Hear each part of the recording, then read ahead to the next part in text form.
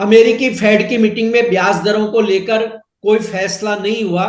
हालांकि अमेरिकी राष्ट्रपति ने फेड को इस बात के लिए लताड़ा है कि उसने महंगाई दर को बढ़ने से रोकने के सही कदम नहीं उठाए। इस बीच भारत का आम बजट शनिवार को पेश हो रहा है, लेकिन गोल्ड के ट्रेड पर शायद ही कोई प्रभाव हो। हालांकि लंदन बुलियन मार्केट एसोसिएशन ने इस साल गोल्ड और सिल्वर में बेहतर रिटर्न की बात कही है। इस साल कितना रिटर्न दे सकते हैं गोल्ड और सिल्वर, इस पर बात करेंगे एचडीएफसी सिक्योरिटीज के कमोडिटी हेड अनुज गुप्ता से। मेरा नाम है कमल शर्मा। अनुज जी, आपका स्वागत है मोलतोल इंडिया में। अनुज जी, गुड अमेरिकी मॉर्निंग, फेड। गुड मॉर्निंग कमल जी। जी, जी नमस्ते अनुज जी। अनुज जी, अमेरिकी फेड रिजर्व के फैसले का बुलियन बाजार पर आप क्या असर देखते हैं? क्या फेड इस साल ब्याज दर में दो ही कट कर पाएगा, या जिस तरह ट्रंप आक्रामक है उससे वह अपने फैसले को बदलेगा? देखिए कमल जी, यहाँ पर दो चीज हैं। एक तो ट्रम्प साहब ने ये बोला है कि वो इंटरेस्ट रेट लोअर रखना चाहते हैं। वो यूएस में नहीं, केवल वो पूरे ग्लोबल के अंदर भी इंटरेस्ट रेट कम रखना चाहते हैं। उन्होंने क्लियर अपना स्टेटमेंट दिया है। दूसरी तरफ जो फेड की कल मीटिंग हुई है उसमें से उन्होंने जो दो बार इंटरेस्ट रेट कट करने का क्लॉज था वो हटा दिया है। और उन्होंने वो बोला है कि वो शायद आगे एग्रेसिवली और ज्यादा इंटरेस्ट रेट कट कर सकते हैं, और हो सकता है कि शायद वो बढ़ा भी दें। तो उन्होंने दोनों वर्डिक्ट यहाँ पे रखे हैं। तो कहीं ना कहीं ये इंडिकेट कर रहा है कि अब फेड ओपन है किसी भी number of interest rate cut करने के लिए या बढ़ाने के लिए। तो दोनों ही एंगल फेड के सामने है। और दूसरी तरफ जो डोनाल्ड ट्रंप की स्टेटमेंट आई है उससे काफी हद तक लग रहा है कि मार्केट जो है इन्फ्लुएंस होता हुआ दिख रहा है। और हमने देखा है कि उसकी वजह से जो है गोल्ड को सपोर्ट आता हुआ दिखाई दिया है। इनफैक्ट हमने देखा है कि आज जो अप्रैल का कॉन्ट्रैक्ट है उसमें नया हाई बनते हुए दिखाई दिया है, जो अब मोस्ट एक्टिव कॉन्ट्रैक्ट रहेगा।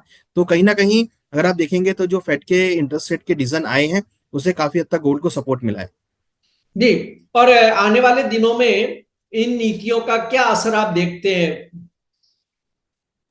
देखिए ये जो नीतियां हैं, फेड की नीति हैं या फिर हम जो यूएस के अंदर जो ट्रम्प साहब ने सरकार संभाली है और उसके बाद जो टैरिफ प्लान बाद में आते हुए दिखाई दिए, उससे लग रहा है कि गोल्ड में अनसर्टेनिटी रहेगी और गोल्ड के प्राइस को सपोर्ट आता हुआ दिखाई देगा। हम देख रहे हैं कि पूरे ही ग्लोबल मार्केट में अनसर्टेनिटी का माहौल आता हुआ दिखाई दिया है और लग रहा है कि उसकी वजह से गोल्ड को कहीं ना कहीं सपोर्ट रहेगा। इवन अगर आप देखेंगे तो यूएस की जो डेटा है वो भी काफी फ्लैट नोट पर है। मगर जिस तरीके से डोनाल्ड ट्रम्प एक टैरिफ की बात कर रहे हैं चाइना को लेकर या यूरोप के ऊपर में, तो उससे काफी हद तक गोल्ड को सपोर्ट मिलता हुआ दिखाई देगा।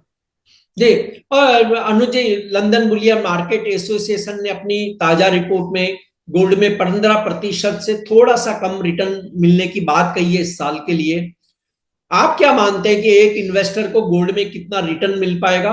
और भारतीय रुपए के संदर्भ में हम देखें तो प्राइस क्या हो सकते हैं इसके ऊपरी स्तर पर? देखिए हम जब टारगेट कर रहे हैं कि गोल्ड के, जो हमने देखा है कि अगर आप 1 जनवरी से देखेंगे तो गोल्ड के भावों में कंटिन्यूसली तेजी रही है। एक 2024 में करीबन 21% का रिटर्न हमने गोल्ड में आता हुआ देखा था। 2025 में भी अगर आप देखेंगे तो 1 जनवरी से ही करीबन हमने जनवरी पूरा यहाँ पे कंप्लीट कर रहे हैं, तो यहाँ पर हमने देखा करीबन मोर देन 4.5-5% के आसपास के गोल्ड के रिटर्न यहाँ पर आते हुए दिखाई दिए हैं। तो मोमेंटम अगर आप देखेंगे तो 1 तारीख से ही गोल्ड के अंदर आता हुआ दिखाई दिया था। इसके बीच में अगर आप देखेंगे तो डॉलर इंडेक्स भी इंक्रीज होता हुआ दिखाई दिया था, रुपी भी यहाँ पे वीक होता हुआ दिखाई दिया था। उसके बावजूद हमने गोल्ड के अंदर एक अनसर्टेनिटी की वजह से सेव एंड डिमांड आती हुई देखी है। हमें लगता है कि इस साल में भी आपको पॉजिटिव ट्रेंड गोल्ड में देखने को मिल सकता है। हमारी रिसर्च के अकॉर्डिंग हमें लगता है कि धनतेरस तक गोल्ड का भाव 87,000 के आसपास तक पहुंच सकता है, जो कि करीबन अभी करंट रेट से 7,000 रुपए ऊपर है। तो हम मान के चल रहे हैं कि 10-11% का रिटर्न आपको दिवाली तक गोल्ड में देखने को और मिल सकता है। जी। और सिल्वर के लिए भी लंदन बुलियन मार्केट एसोसिएशन ने कहा कि 17% तक का रिटर्न मिलने की संभावना है। लेकिन भारतीय रुपए के संदर्भ में देखें तो आपका क्या अनुमान है, कितना रिटर्न मिलने के चांस है? देखिए हमें लगता है कि चांदी में भी करीबन 10-11% के आसपास के मिनिमम रिटर्न मिलने चाहिए, क्योंकि कहीं ना कहीं चाइना जो है रिकवर कर रहा है लोअर लेवल से और अपनी इकोनॉमी में पंप कर रहा है वो मनी। तो उससे काफी हद तक इंडस्ट्रियल मेटल को सपोर्ट मिलेगा। सिंस की जो चांदी है वो इंडस्ट्रियल मेटल का पार्ट है, उससे काफी हद तक सपोर्ट मिलेगा। और हमें लग रहा है कि इस साल चांदी जो है हो सकता है कि गोल्ड को बीट करती हुई दिखाई दे। और हमें लगता है कि चांदी का भाव अगेन आपको 5 फिगर में 1 लाख 1,03,000 तक देखने को मिल सकता है। तो प्रोबेबली जो मोमेंटम है चांदी का वो भी पॉजिटिव रहेगा। अभी फिलहाल थोड़ा स्टेबल है, बट हमें लगता है कि लेटर एंड सुनर सिल्वर के भावों में भी एक अच्छी खासी मोमेंटम आपको देखने को मिलेगी। और हम एक्सपेक्ट कर रहे हैं कि दिवाली तक आपको हो सकता है कि 1 लाख के आसपास तक चांदी दोबारा पहुंचती हुई दिखाई दे। जी। और अनुज जी, एक इन्वेस्टर को आप क्या सलाह देंगे अगर उसे दोनों प्रीशियस मेटल्स में इन्वेस्टमेंट करना हो, तो किस रेशो में अपने इन्वेस्टमेंट को रखना चाहिए? देखिए अगर आप देखेंगे तो डेफिनेटली प्रीशियस मेटल को अपने पोर्टफोलियो में रखना चाहिए। अगर हम एक ओवरऑल पोर्टफोलियो की बात करें तो हमें लगता है कि 15 से 20% गोल्ड सिल्वर को रखना चाहिए अपने पोर्टफोलियो में। और अगर हम गोल्ड सिल्वर में बाइफरकेट करें तो मुझे लगता है कि जो है 40% गोल्ड को रख सकते हैं और 60% चांदी को रख सकते हैं। क्योंकि इंडस्ट्रियल मेटल का यूसेज और क्योंकि जो चाइना के अंदर डिमांड बढ़ सकती है, साथ में यूएस भी यहाँ पर इंडस्ट्रियल एक्टिविटी को बढ़ा सकता है, तो उससे बेस मेटल को सपोर्ट मिलेगा, इंडस्ट्रियल मेटल को सपोर्ट मिलेगा। तो मुझे लगता है कि 40-60 के रेशो में गोल्ड सिल्वर को भी रखना चाहिए। जी, आपने ये बात बिल्कुल सही कही, क्योंकि जैसे ट्रंप ने स्पष्ट कहा कि first America, make in America, यानी चीन के साथ अमेरिका में भी मैन्युफैक्चरिंग एक्टिविटीज बढ़ सकती है। और भारत जो है वो ऑलरेडी ही एक ग्रोथ कर रहा है, क्योंकि भारत ने शायद 2024 में 7,000 टन चांदी के आसपास इंपोर्ट किया है। तो अनुज जी, इस ऐसे में चांदी को अधिक वरीयता देनी चाहिए फिर?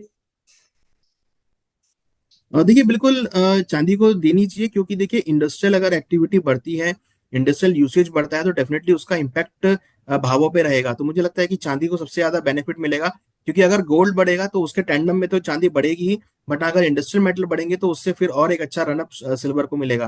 तो मुझे लगता है कि सिल्वर में भी आपको अच्छे खासे मोमेंटम इस साल में देखने को मिल सकते हैं। हाँ, ये हमें थोड़ा लगता है कि जो 2024 में रिटर्न मिले शायद उतने रिटर्न ना मिले, बट हाँ हो सकता है कि गोल्ड में आपको डबल डिजिट के आसपास तक के फिगर के रिटर्न आपको दोबारा देखने को मिलेंगे।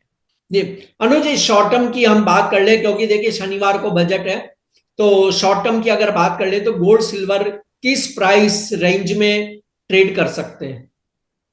देखिए हमें लगता है कि बजट में कोई ज्यादा महत्वपूर्ण अनाउंसमेंट्स हम एक्सपेक्ट नहीं कर रहे हैं गोल्ड सिल्वर के लेवल पे, क्योंकि हमने ऑलरेडी इंटरिम बजट में जो जुलाई में आया था उसमें हमने इम्पोर्ट ड्यूटी कट होती हुई देखी थी। हमें लगता है कि मार्केट थोड़ा स्टेबल रहेगा, और हो सकता है कि अगर हम एक रेंज की बात करें गोल्ड की रेंज की, तो 79 से लेकर 82 के बीच ये मोमेंटम रह सकता है। और सिल्वर में करीबन जो हम देख रहे हैं रेंज 88 से लेकर 95, ये रेंज हमें लगता है कि सिल्वर में रहेगी।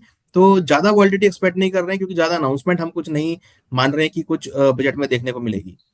जी, आपका कोई डिस्क्लेमर अनुज जी?